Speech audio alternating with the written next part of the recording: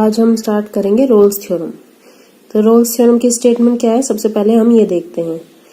Rolle's theorem में है कि let f be a function defined, let f be a function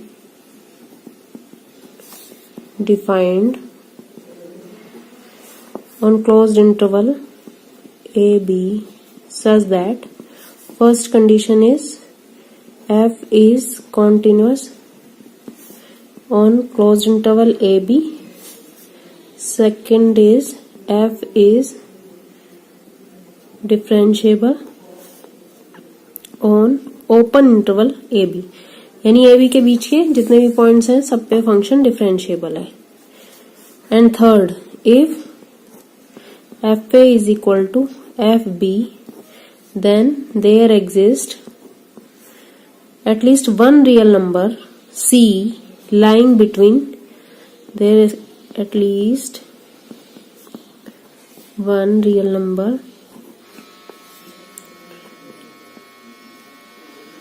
c lying between a and b such that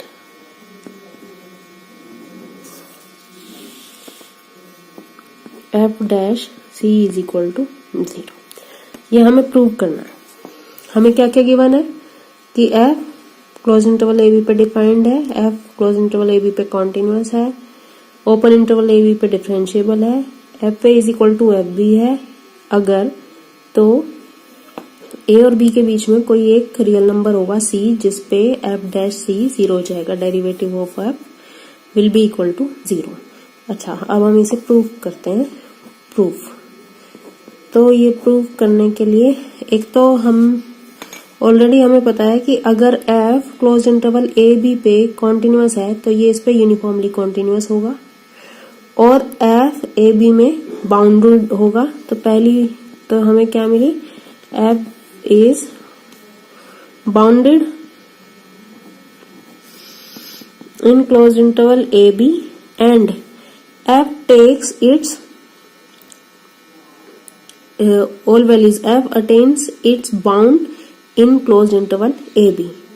That means there must exist 2 points C and D such that there exists CD belongs to closed interval AB such that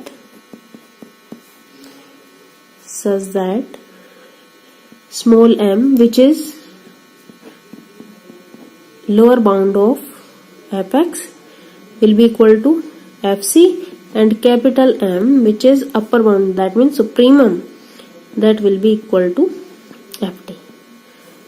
हमने ये दो point suppose किए कि सी और D A और B के बीच के real numbers में से कोई दो नंबर होंगे जिन पे फंक्शन की वैल्यू स्मॉल एम के इक्वल होगी, डी पे फंक्शन की वैल्यू कैपिटल एम के इक्वल होगी, जो सुप्रीमम और इन्फीमम है एफ के। M is supremum infimum of f and capital m is supremum of. ठीक है, अब हमारे पास दो केस आते हैं कि पहला केस है, हम ये थ्योरम प्रूव करेंगे कि अगर सुप्रीमम और इन्फीमम इक्वल हो तो, अगर सुप्रीमम और इन्फीमम इक्वल है that means f c is equal to F d हो जाएगा। ठीक है, इसका मतलब क्या है कि सुप्रीमम भी वही है, इन्फीमम भी वही है। इसका मतलब क्या है कि एफ इज कांस्टेंट, और अगर एफ कांस्टेंट है तो कांस्टेंट फंक्शन का डेरिवेटिव क्या होता है, कांस्टेंट फंक्शन का डेरिवेटिव होता है 0। This implies f dash x is 0 for all x belongs to closed interval a b। तो ये तो हर एक x के लिए सेटिस्फाई होगा, तो एक c तो हमें मिल ही जाएगा, कोई ना कोई c तो हमें मिल ही जाएगा। तो यानी कि this implies f dash c is equal to 0 for some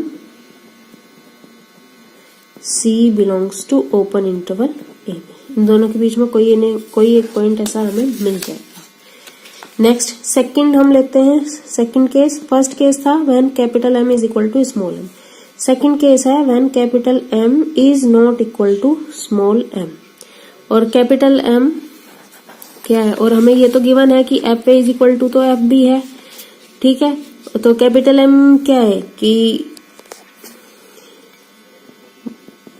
वो एफ ए के भी इक्वल नहीं होगा और वो एफ बी के भी इक्वल नहीं होगा। क्यों? क्योंकि ये दोनों तो सेम है, अगर एफ ए के इक्वल नहीं है तो एफ बी के इक्वल भी नहीं है, ठीक है।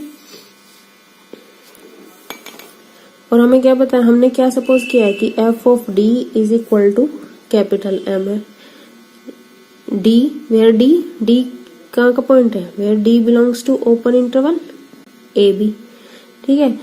अब क्योंकि ये जो एफ ऑफ डी है ये सुप्रीमम है, दैट मीन्स सुप्रीमम क्या होता है कि फंक्शन की value less than equal to F D होगी for all X belongs to closed interval A B. तो ये इसे हम कैसे लिख सकते हैं कि F of D minus H less than equal to F of D, और F of D plus H less than equal to F of D.